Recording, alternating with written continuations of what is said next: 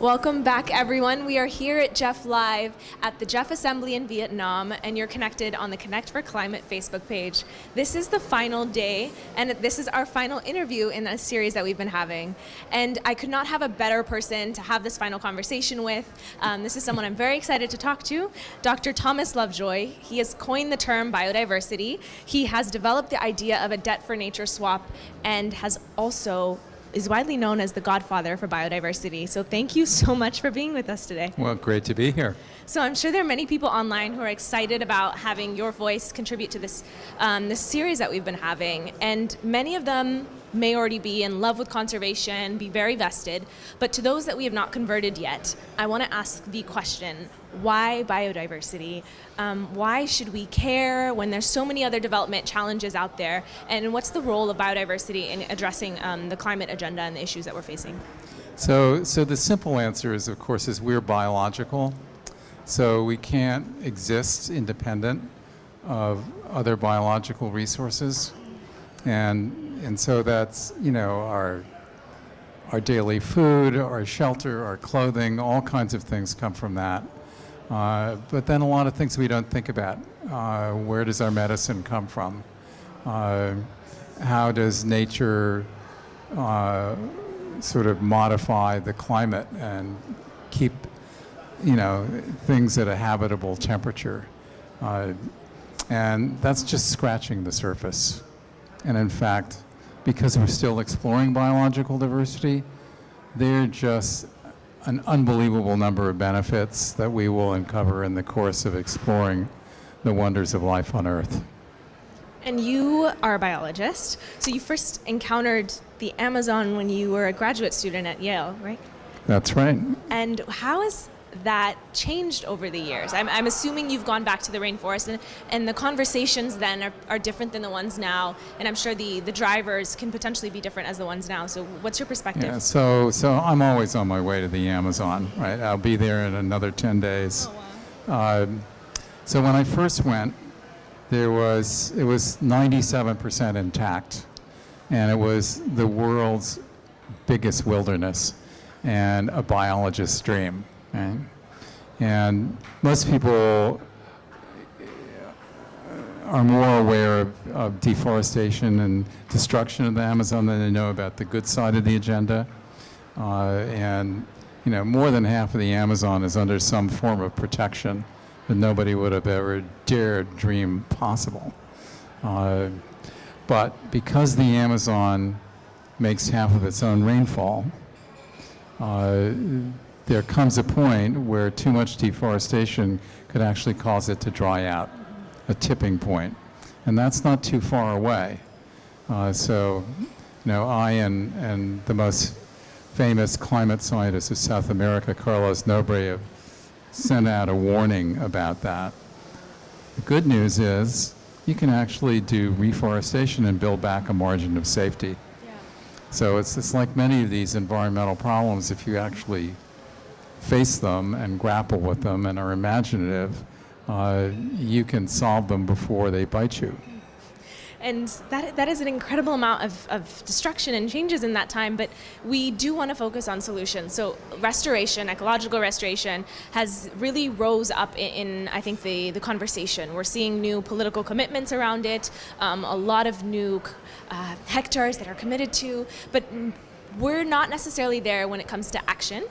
What is your perspective on the role that restoration plays in both biodiversity and then the broader objectives that we want to see happen in the development? So, restoration has always made sense. I mean, it's restoring the productivity of whatever particular piece of the planet we're talking about. It has extraordinary additional importance today as we confront the climate change challenge. And I think the reality is we have to stop at 1.5 degrees if we want to have a biologically manageable planet. And you look at all the current trends, and there's absolutely no way we could do that, except turns out there are new numbers on how much carbon is in the atmosphere from modern day destruction and degradation of ecosystems. And it's a really big number. It's essentially the same as remains intact in existing ecosystems. So ecosystem restoration literally is possible on a scale where you could pull tens of parts per million of carbon back out of the atmosphere. And the reality is, begin to actually understand that this planet works as a linked physical and biological system, and that we should respect that and manage it that way. Yeah, systems thinking has come out as a message, as well as the landscapes approach, and understanding the many demands we have on land, and how it's not necessarily always going to be this protected area, but restoration in a broader sense that is inclusive of maybe our societal visions for what we have moving forward.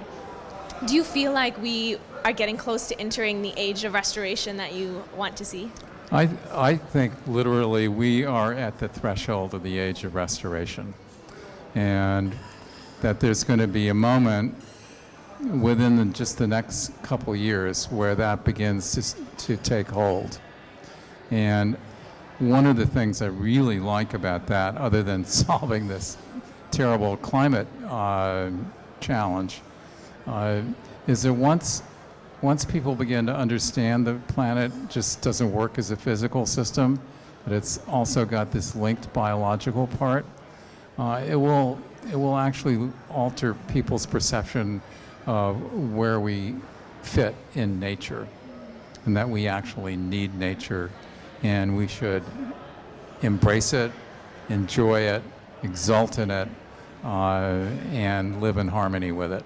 Yeah, I've been seeing the Conservation International's videos on nature doesn't need us, we need nature, and such powerful messages coming out that I think we need to listen to very soon. Well, it's really interesting. So you go way back to the early history of life on Earth, when it was only blue-green bacteria, and there was only 2% of the atmosphere was oxygen, and they were pumping out all this oxygen, and at first it was sort of grabbed by iron, but when the oceans ran out of iron, the oxygen began to accumulate in the atmosphere, ultimately getting to 20%. And it made the blue-green bacteria marginal because that was a toxic waste substance to them. So there's an important sort of parable in that, because we could be doing the same thing if we don't stop and understand what we're doing, except that we're doing it with CO2. And you've committed your career to this in your studies, and started off with WWF, I believe is employee number 13. 13. So it's amazing, because we had an interview earlier with the Chief Conservation Officer, and this has blown up. But you had experience early on in a smaller team and in shaping something and charting out a new path. I think for young people right now, it sometimes takes that type of work and effort. You may not be joining these development organizations, you may be in a startup. What advice do you have to young people who are on the cusp of wanting to start their own new path, and what was really useful for you? I would say it doesn't matter hugely where you start. Just get a start somewhere. Get to be a known person instead of a CV, right? And literally, my students are sometimes shocked when I tell them I made it up as I went, right? But a lot of life is about that. And as long as you sort of have a sense of what you want to do in the world, there's going to be just tremendous opportunity. And we need every single one of those young people to be exploiting that and pushing that as much as they can. Yeah, no, I completely agree. Thank you so much for having this conversation with us. Very much appreciated it. I think it gave us a new perspective on the hope that we have moving forward, the change that we've seen in the past years, both good and bad, and how we should look at our future. So thank you for having this conversation with me.